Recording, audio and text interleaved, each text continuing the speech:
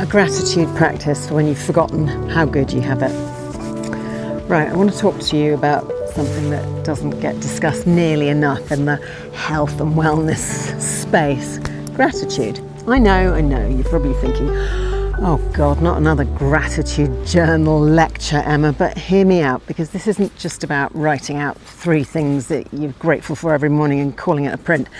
This is about something much simpler and actually much more powerful. So here's the thing.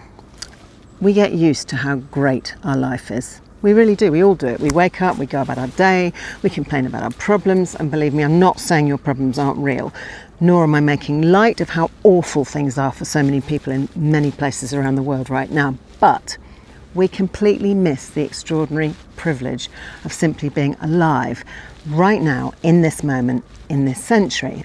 And you might immediately be thinking, Emma, my life isn't all rainbows and sprinkles, you know. I've got a lot of problems and there's a lot of stuff I'm dealing with right now, and it might be all right for you with your wonderful life. But hear me out. Let me give you an example. And I was inspired by Jimmy Carr. He's a very dry, very funny British comedian who used this same example a while back, because it really got me thinking. When was the last time you stood in a hot shower? This morning, probably. Or maybe yesterday. And did you even think for even a millisecond, bloody hell, this is incredible, isn't it? Because it's just the shower. It's just normal. You turn a tap, hot water hopefully comes out pretty quickly. Maybe you wash, shave a few bits, break into a song, get on with your day. But here's what I want you to do next time you're in that shower. Just for a moment, pause. Feel the hot water on your skin.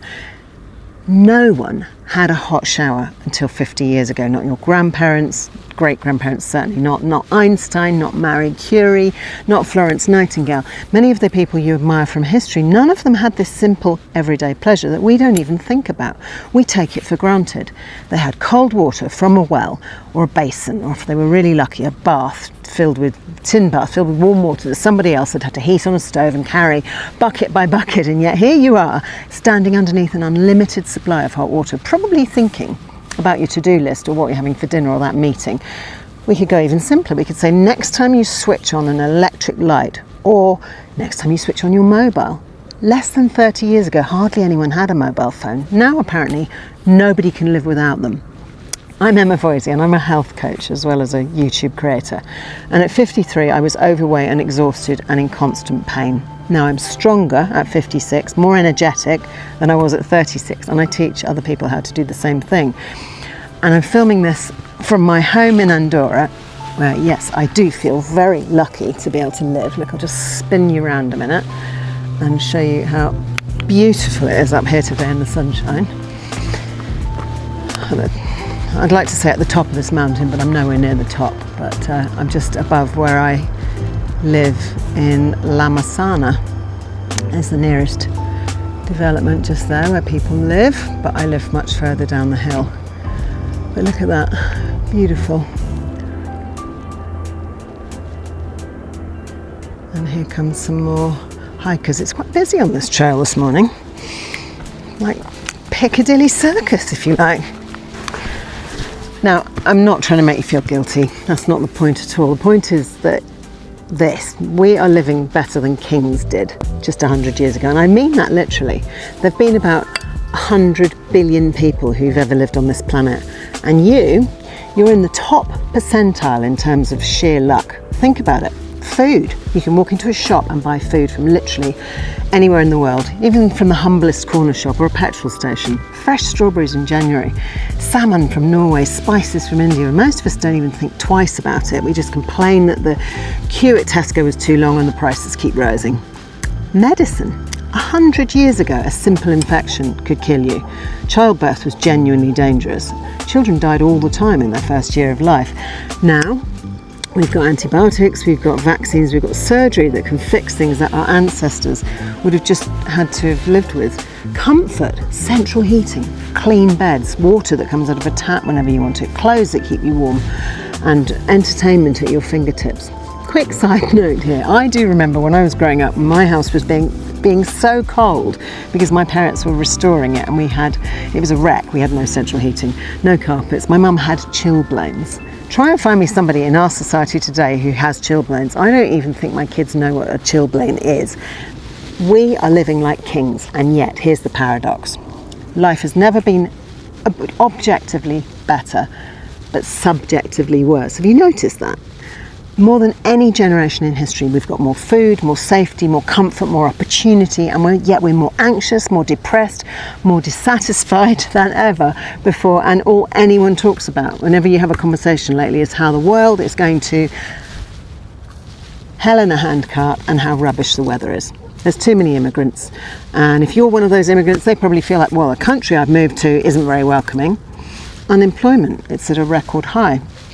The news seems to be all bad, and as a side note, it's why I stopped watching the news about 8 years ago, because most of the time I don't really have a clue about current affairs unless they're related to health or someone tells me, but I'm quite content for it to stay like that because most of it is so depressing it would make me not want to get out of bed in the morning. So why are we more anxious, more depressed and more dissatisfied than ever before? Because your happiness isn't determined by what you have.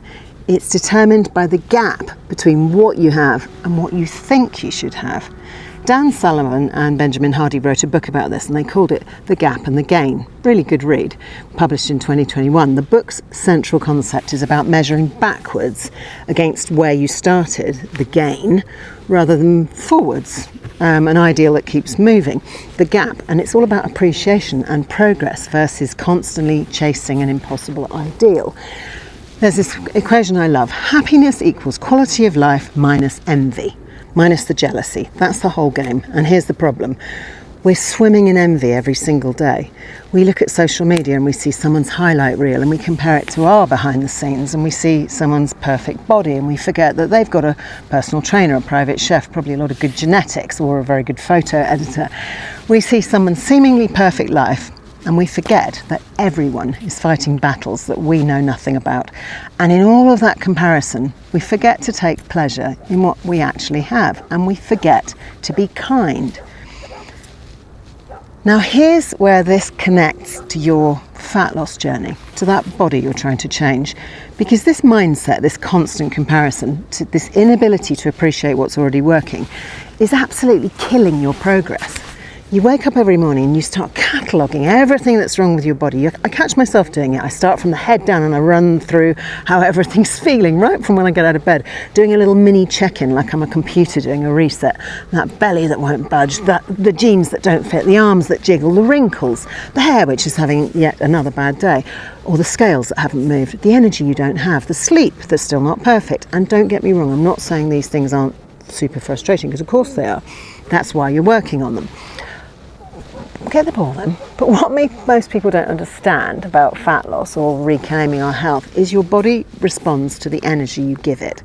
And I don't mean calories in equals calories out. I mean the actual energy, the thoughts, the feelings, the way you talk to yourself about yourself. When you wake up every morning criticising your body, hating it, go and get it then, being disgusted by it, you're feeding it. That's the relationship you're creating, and your body hears you.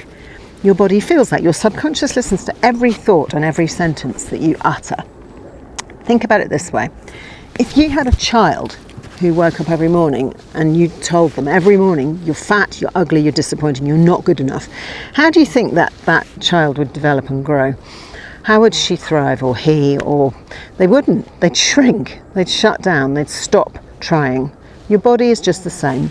When you constantly criticise it, when you hate on it, when you treat it like it's your enemy, it doesn't suddenly decide to start cooperating. It goes into protection mode and it holds onto the fat and it slows your metabolism and it fights you at every turn of the corner because it thinks you hate it. Why would it help someone who hates it? But here's the thing that changes everything. When you start appreciating what your body is doing, when you acknowledge how hard it's been working for you, something indefinable shifts. And it doesn't happen overnight, and it's not magic. But genuinely, your stress hormones start to come down. Your metabolism starts to trust you again. Your body stops fighting you and starts instead working with you, and fat loss becomes easier. Not because you're doing anything wildly different, but because you've changed the relationship. Here's something that I've observed in coaching lots of women and a few men through health reclamation and fat loss. And I always say that fat loss is just this wonderful side effect of reclaiming your health. Holding on to fat and not being able to lose it is all part of a whole myriad of reasons, and it's not just a case of eating less and moving more, as we've already established if you've watched any of my previous videos. Hello. Should I take that for you? Ready for another one? The way you treat your body determines how your body treats you. It's like a mirror. What you put out, you get back. If you wake up every day and the first thing you do is step on the scales and see a number you don't like, and then you spend the next 10 minutes berating yourself in the mirror, your body gets that message loud and clear. She hates me, she's disgusted by me, nothing I ever do is good enough, and so your body responds accordingly. It holds on to fat. It makes you tired. It triggers cravings because it doesn't trust you. It thinks you're the enemy. But when you start from a place of gratitude, when you acknowledge what your body has done for you rather than what it hasn't, then everything changes, and it just comes down to that. But when you start from a place of gratitude, when you acknowledge what your body has done for you instead of what it hasn't, everything changes. Your cortisol comes down. That's the stress hormone that makes you hold on to the belly fat. Your sleep improves because you're not lying awake hating yourself. Your cravings reduce because you're not emotionally eating to cope with the self-hatred. Your energy comes back because you're not carrying the weight of constant self-criticism. And your fat loss, as I said, becomes this natural side effect of treating your body well instead of a battle that you're raging with every single day. And it's just the same with your attitude towards the rest of the universe. What you put out comes back to you in spades, the negative energy, or whether it's negative or positive. So here's what I want you to start doing: the hot shower practice. Next time you're in the shower or the bath or just standing at the sink washing your face, I want you to pause just for a split second. Feel the hot water, feel the warmth on your skin, and think, no one I admire from 100 years ago had this. And then take it one step further. My body is allowing me to experience this right now, in this moment, because here's your truth. Your body isn't the enemy. It's not betraying you. It's not failing you. It's doing the best it can, with the information and resources you've given it. And if you can start from a place of gratitude for what it's already doing instead of resentment for what it's not doing, everything changes. You stop fighting your body and you start working with it. You stop hating yourself into health, which never works, and you start loving yourself into it. You stop focusing on everything that's wrong and start focusing instead on everything that's right. Give me a change of scene. So, what your body's already doing. Let me tell you what your body's been doing while you've been criticising it. Your heart has been beating without even thinking about it every single day for your entire life, about 100,000 times a day for decades, without you having to remind it. Your lungs have been breathing for you even while you're asleep, taking in oxygen, expelling carbon dioxide, keeping you alive 20,000 times a day. Your immune system's been fighting off infectious diseases or infections you didn't even know you had, viruses, bacteria, pathogens, cancer cells. Every day your body's been protecting you. Your liver has been detoxifying from everything you've thrown at it, the alcohol, the processed foods, the medications, the stress, the hormones, and it's never once complained. Your body's been carrying you through every single day, every stress, even when you've been really awful to it. Even when you've starved it, even when you've overworked it, even when you've stayed up till 3 a.m. doom scrolling, and even when you fed it rubbish and expected it to perform like a finely tuned machine. Your body has been doing its absolute best to live with what you've given it. And instead of being grateful for that, you're standing in front of that mirror criticising it because it's not losing weight fast enough, or bits of it hurt, or it doesn't look as impressive as you'd like it to. So here's your homework. And yes, I'm calling it homework because I'm your coach and that's what I do. Number 1, the hot shower moment. Every time you shower, pause for just 10 seconds, feel the water, acknowledge the privilege, say thank you out loud or in your head, or I don't care. Thank you for this hot water. Thank you for this body that can feel this. Thank you for this moment. That's it, 10 seconds. Number 2, the body gratitude check-in. I want you to acknowledge one thing that your body did well every day. Not I lost a pound or I fitted into smaller jeans. That's too outcome focused. Something like my legs carried me up the stairs, or my dinner, my hands made dinner for my family, or my heart kept beating even when I was stressed, or my body digested food without me having to think about it, or my skin healed that cut I got yesterday. Just one thing every day. And number 3, the envy audit. Pay attention when you start comparing yourself to others. Notice it. Don't judge it, just notice it. And then ask yourself, is this comparison helping me, or is it just making me feel bad?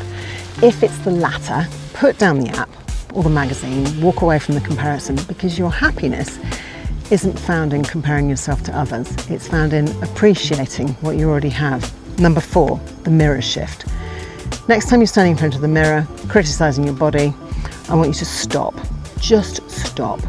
And instead find something that you appreciate. Not a physical compliment, although that's fine too, but something functional. Thank you, body, for getting me through today. Thank you for being strong enough to carry my shopping. Thank you for healing me when I'm sick. Thank you for trying, even when I make it really hard for you. It will feel weird at first, a bit woo-woo, but you might feel silly, but do it anyway, because you're changing the conversation, you're changing the energy, you're changing the mirror. And when you change the energy, you give your body changes with how it responds to you. Look, I'm not saying that gratitude is going to magically fix all your health problems or make you 3 stone lighter overnight. It won't reverse your insulin resistance. It won't make your hot flashes disappear. It won't suddenly give you the energy of a 20-year-old, and it won't make you wake up tomorrow looking like a supermodel. But here's what it will do. It will change your relationship with your body. And it will help you approach your fat loss journey from a place of abundance rather than scarcity. Because you're not broken, you're not failing, you're just being human. And in 2025, that is pretty bloody extraordinary when you stop and think about it. And here's the thing about fat loss that nobody tells you. You cannot hate yourself thin. I've worked with loads of women over the past few years, and the ones who succeed and lose the weight and actually keep it off are never the ones who hated themselves the most. They're the ones who learn to work with their bodies instead of against them. They're the ones who stopped treating their bodies like the body was the enemy and started instead treating them like a partner. So, right, I've been awful to you for years. I've starved you, I've overworked you, I've criticised you, but I'm done with that now. Let's work together. And their bodies responded. Not because there's some indefinable manifestation magic, but because stress hormones came down. Things improved, cravings reduced, metabolism stabilised, all the things that make fat loss actually possible. So if you're on a fat loss journey right now and you're trying to shift that stubborn weight and you're frustrated because nothing seems to be working, start with gratitude. Not because it's some fluffy nice to have, but because it's a practical physiological game changer. And when you appreciate your body stops fighting you and fat loss becomes so much easier. So I'll leave you with this. Life has never been objectively better and subjectively worse. You get to choose which one you focus on. So choose gratitude, choose appreciation, choose to see the extraordinary in the ordinary. Ben Azadi, whom I admire, he calls it vitamin G. Well, he's American, so he probably calls it vitamin G. But same but different. But choose to see your body not as the enemy, but as this incredible hard-working partner that it's always been, because I promise you, when you start from that place of gratitude for what you already have, for what your body is already doing, building the perfect health that you want becomes so much easier. Losing the weight you want becomes so much easier, and living the life you want becomes so much easier, because your body isn't the enemy and it never was. So it's time to start treating it like the wonderful miracle that it is. Now go and stand in that hot shower and really feel it. You're welcome. Thank you so much for watching. From Andorra, where I promise you every day I do give thanks to be living in such a beautiful little country. If you enjoyed this one, you might like one of these two next. Cheerio for now from me and Mikey the dog. Where's your ball gone? Hey, where's the ball? Where's your ball? See you next time. Bye for now.